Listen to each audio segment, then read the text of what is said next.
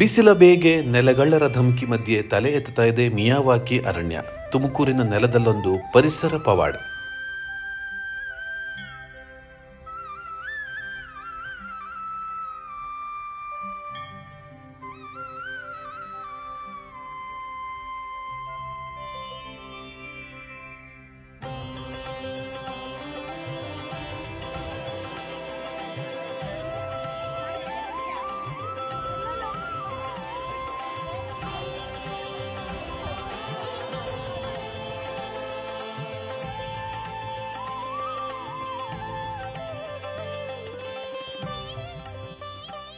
ಸ್ನೇಹಿತರೆ, ಪರಿಸರ ದಿನ ಬಂದಾಗ ಒಂದೆರಡು ಗಿಡ ನೆಟ್ಟು ಫೋಟೋ ತೆಗೆಸ್ಕೊಂಡು ಪ್ರಚಾರ ಪಡ್ಕೊಳ್ಳೋ ಪ್ರವೃತ್ತಿಗಳೇ ಹೆಚ್ಚಾಗಿರೋ ಈ ಕಾಲದಲ್ಲಿ ನಮ್ಮ ರಾಜ್ಯದ ಇಂಜಿನಿಯರಿಂಗ್ ಕಾಲೇಜೊಂದರ ಮ್ಯಾನೇಜ್ಮೆಂಟ್ ಎಕರೆಗಟ್ಟಲೆ ಜಾಗ ನೀಡುತ್ತೆ.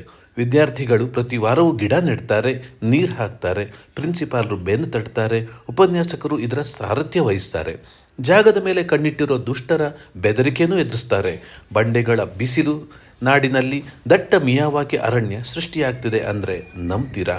ಹೌದು, ತುಮಕೂರಿನ ಶ್ರೀ ಸಿದ್ಧಗಂಗಾ ತಾಂತ್ರಿಕ ಮಹಾವಿದ್ಯಾಲಯ ಇಂಥದೊಂದು ಅಪರೂಪದ ಕಾರ್ಯ ಮಾಡ್ತಿರೋದು.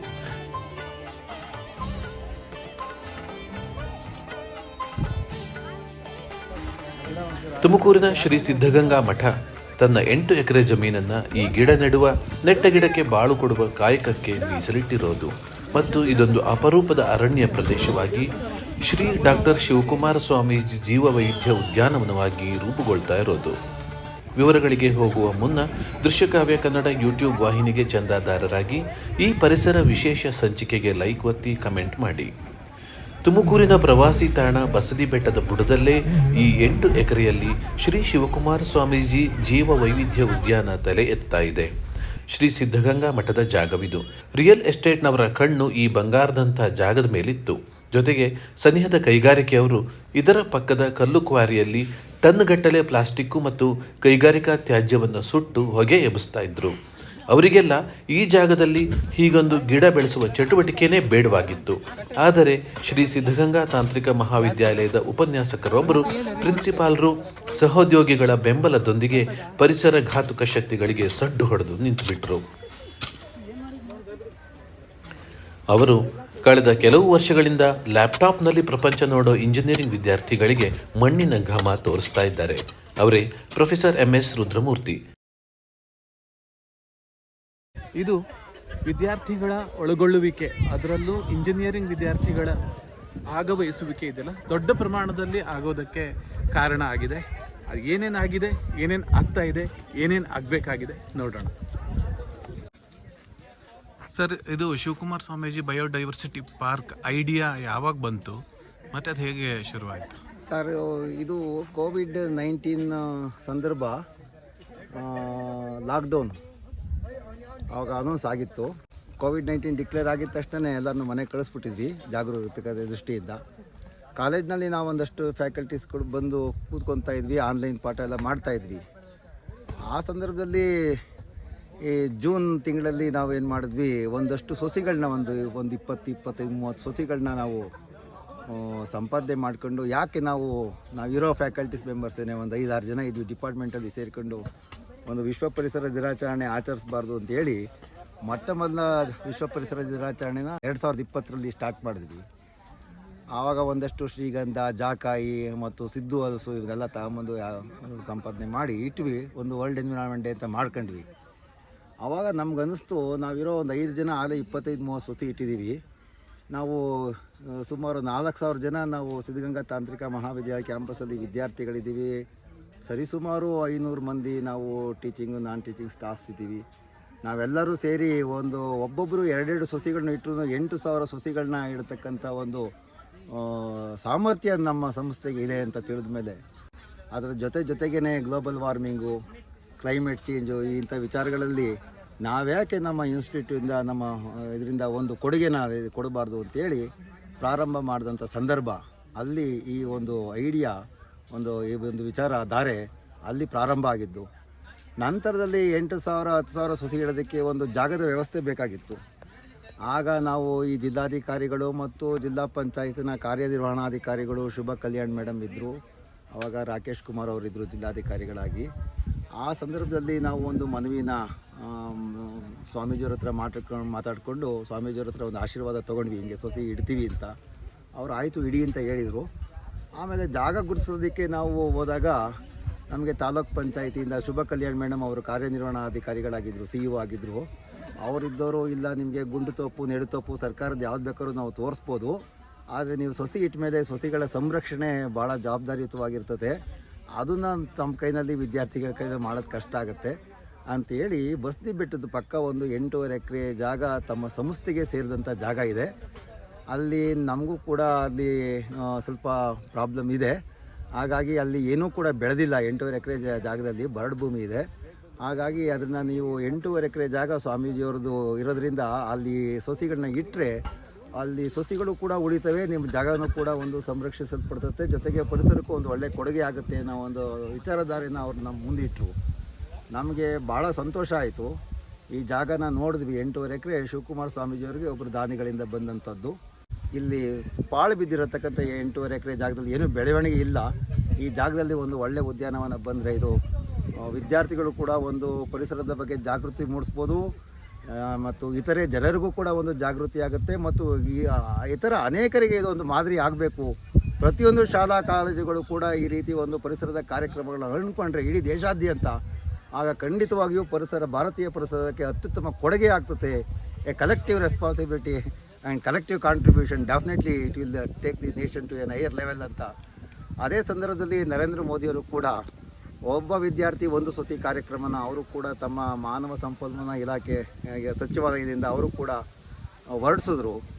ಆವಾಗ ಅಖಿಲ ಭಾರತ ತಾಂತ್ರಿಕ ಮಹಾವಿದ್ಯಾಲಯ ಕೂಡ ಈ 1 ಸ್ಟೂಡೆಂಟ್ 1 ಟ್ರೀ ಇನಿಷಿಯೇಟಿವ್ನ ಅದು ಕೂಡ ಜಾರಿ ಮಾಡ್ತು. ನಮಗೆ ಜಾಗ ಇತ್ತು. ಹೀಗಾಗಿ ಪ್ರತಿ ವರ್ಷ ನಾವು ವಿಶ್ವ ಪರಿಸರ ದಿನಾಚರಣೆ ದಿವಸ ಸರಿಸುಮಾರು 1000 ಜನ 1500 ಜನ ವಿದ್ಯಾರ್ಥಿಗಳು ಪ್ರತಿ ವರ್ಷ ಸೊಸಿಗಳನ್ನ ಇಡ್ತಾರೆ. 2020 ಆದಮೇಲೆ 21ರಲ್ಲಿ ನಾವು ಮೊದಲ ವಿಶ್ವ ಪರಿಸರ ದಿನಾಚರಣೆ ಮಾಡಿದ್ವಿ. ಆ ಸಂದರ್ಭದಲ್ಲೂ ಕೂಡ ಸರಿಸುಮಾರು 2000 ಸೊಸಿಗಳನ್ನ ಇಟ್ವಿ. ಅದಕ್ಕಿಂತ ಮುಂಚೆ ಸ್ವಾಮೀಜಿಯವರು ಇದನ್ನು ಜೈವಿಕ ವನಕ್ಕೆ ಅಂತ ಬಿಟ್ಟು ಕೊಟ್ಟಿದ ತಕ್ಷಣವೇ ಲಾಕ್ಡೌನ್ ಪೀರಿಯಡಲ್ಲೇ ಇದನ್ನು ಉದ್ಘಾಟನೆ ಕೂಡ ಆಯಿತು. 2019ರಲ್ಲಿ ಸ್ವಾಮೀಜಿಯವರು ಹೊತ್ತು ಗುದ್ಲಿ ಪೂಜೆ ಮಾಡಿದ್ರು. ಆಮೇಲೆ ಇದು ಇದಕ್ಕೆ ಬೇಲಿ ಇರಲಿಲ್ಲ, ಫೆನ್ಸಿಂಗ್ ಇರಲಿಲ್ಲ, ಗಿಡ ಇಕ್ಕಿರೋಕ್ಕೆ ಸಂರಕ್ಷಣೆ ಬೇಕಾಗಿತ್ತು. ಹಾಗಾಗಿ ಒಬ್ಬರು ಪಾಪ ಮಠದ ಭಕ್ತರು ಈ ಒಂದು ಕಾಂಪೌಂಡ್ನ ಹಾಕ್ಕೊಡೋದಕ್ಕೆ ಒಪ್ಕೊಂಡ್ರು. ಈಗಾಗಲೇ ಸುಮಾರು ಶೇಕಡ ಒಂದು 50 ಭಾಗ ಕಾಂಪೌಂಡ್ ಆಗಿದೆ. ಸರಿಸುಮಾರು ಆಗಲೇ 4-5 ಸಾವಿರ ಸಸಿಗಳು ಇಲ್ಲಿವೆ. ಇದಕ್ಕೆ ಪ್ರತಿದಿನ ನೀರು ಉಣಿಸೋದು ನಮಗೆ ಒಂದು ಸ್ವಲ್ಪ ಕಷ್ಟ ಆಗಿದೆ.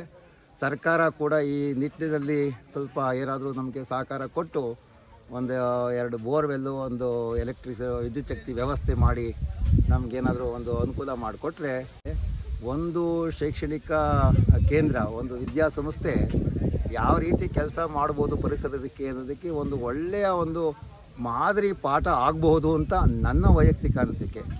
ಇದು ಈ ರೀತಿಯಾಗಿ ನಡ್ಕೊಂಡು ಬಂದು ಈಗ ಸೋಷಿಯಲ್ ಕನೆಕ್ಟ್ ಆ್ಯಂಡ್ ರೆಸ್ಪಾನ್ಸಿಬಿಲಿಟಿ ಅಂತೇಳಿ ಒಂದು ಪಠ್ಯಕ್ರಮನ 3ನೇ ವರ್ಷದ BE ಬ್ಯಾಚುಲರ್ ಆಫ್ ಇಂಜಿನಿಯರಿಂಗ್ ಕೋರ್ಸ್ಗೆ ಈಗ ಅಳವಡಿಸ್ಕೊಳ್ಳಲಾಗಿದೆ. ಅದರಲ್ಲಿ ಒಟ್ಟು 5 ಮಾಡ್ಯೂಲ್ ಇದೆ. ಮೊದಲನೇ ಪಾಠನೇ ಟ್ರೀ ಪ್ಲಾಂಟೇಷನ್ ಮತ್ತು ಟ್ರೀ ಅಡಾಪ್ಷನ್.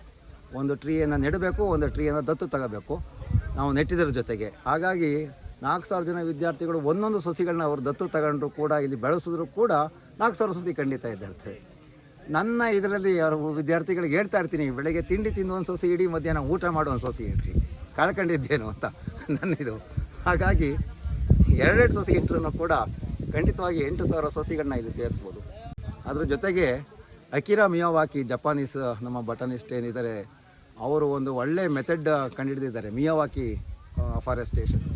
ಅದ್ರ ಪ್ರಕಾರ ಸಸಿಗಳನ್ನು, ಸ್ಥಳೀಯ ಸಸಿಗಳನ್ನು ಪಕ್ಕ ಇಡೋದ್ರ ಮೂಲಕ, ಡೆನ್ಸ್ ಫಾರೆಸ್ಟ್ ಮಾಡೋದ್ರ ಮೂಲಕ ಅತ್ಯುತ್ತಮವಾದ ಒಂದು ವಾತಾವರಣಕ್ಕೆ ಕೊಡುಗೆ ಆಗುತ್ತೆ ಅಂತೇಳಿ ಅದನ್ನು ಮಿಯಾವಾಕಿ ಫಾರೆಸ್ಟ್ ಡೆವಲಪ್ಮೆಂಟ್ ಮೆಥಡಾಲಜಿ ಅಂತಲೇ ಕರೀತಾರೆ.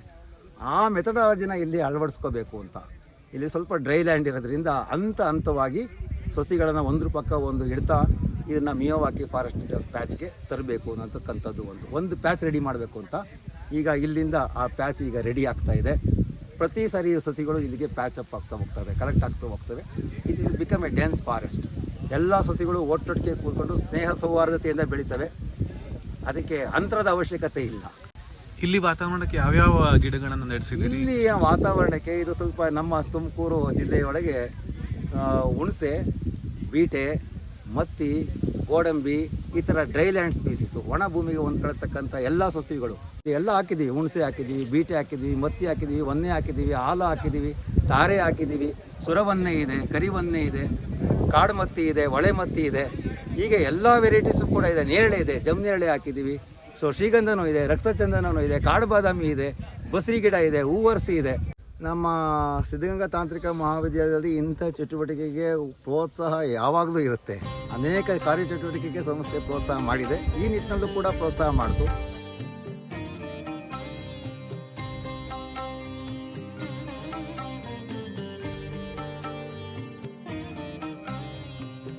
ಶಿವಕುಮಾರ ಸ್ವಾಮೀಜಿ ಜೀವ ವೈವಿಧ್ಯ ಉದ್ಯಾನವನವನ್ನು ಸುಮಾರು 8 ಎಕರೆ ಪ್ರದೇಶದಲ್ಲಿ ಡೆವಲಪ್ ಮಾಡಿದ್ದೀವಿ. ಹೇಳಬೇಕಂದ್ರೆ ಇಂಜಿನಿಯರಿಂಗ್ ವಿದ್ಯಾರ್ಥಿಗಳಲ್ಲಿ ಪರಿಸರ ಪ್ರಜ್ಞೆಯನ್ನು ಬೆಳೆಸೋದ್ರಲ್ಲಿ ಇದು ಬಹಳ ಮುಖ್ಯ ಪಾತ್ರವನ್ನು ವಹಿಸಿದೆ ಅಂತ ಹೇಳೋದಕ್ಕೆ ನನಗೆ ತುಂಬ ಸಂತೋಷವಾಗ್ತಾ ಇದೆ. ಪರಿಸರ ಸಂರಕ್ಷಣೆಯಲ್ಲಿ ಈ ಒಂದು ಉದ್ಯಾನವನ ನಮ್ಮ ಸಂಸ್ಥೆಯ ಕೊಡುಗೆ ಅಂತ ಹೇಳೋದಕ್ಕೆ ನನಗೆ ತುಂಬ ಹರ್ಷವಾಗ್ತಾ ಇದೆ. ಹಾಗೇನೆ ಪ್ರತಿ ವರ್ಷ ವಿಶ್ವ ಪರಿಸರ ದಿನಾಚರಣೆ ಇರ್ಬೋದು ಅಥವಾ ವನ ಮಹೋತ್ಸವ ಇರ್ಬೋದು, ಅದನ್ನು ನಾವು ಆ ಜೀವ ವೈವಿಧ್ಯ ಉದ್ಯಾನವನದಲ್ಲೇ ನಮ್ಮ ವಿದ್ಯಾರ್ಥಿಗಳು ಒಡಗೂಡಿ ಅಲ್ಲೇನೆ ಆಚರಣೆ ಮಾಡ್ತಾ ಇದ್ದೀವಿ ಅಂತ ಹೇಳೋದಕ್ಕೂ ಕೂಡ ನನಗೆ ತುಂಬ ಹೆಮ್ಮೆ ಆಗ್ತಾ ಇದೆ.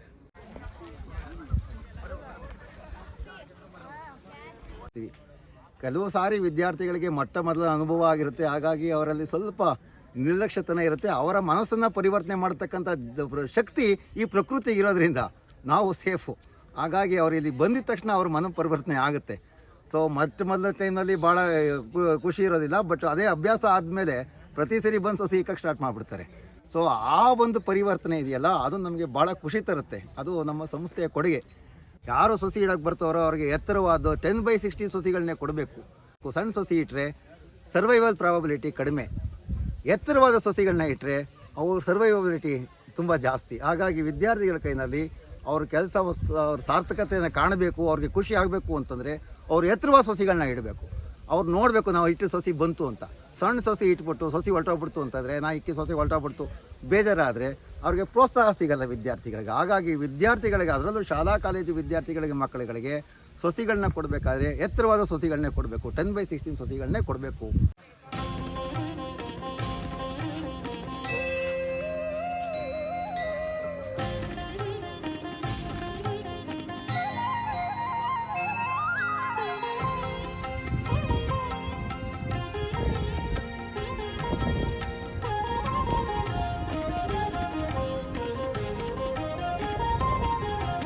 ಒಂದು ಎಕರೆ ಒಳಗೆ 25,000-30,000 ಸಸಿಗಳನ್ನ ಇಟ್ಟರೆ ಆ ಒಂದು ಪ್ರದೇಶ ಅತ್ಯಂತ ದಟ್ಟವಾದ ಅರಣ್ಯವಾಗಿ ಬೆಳೀತವೆ.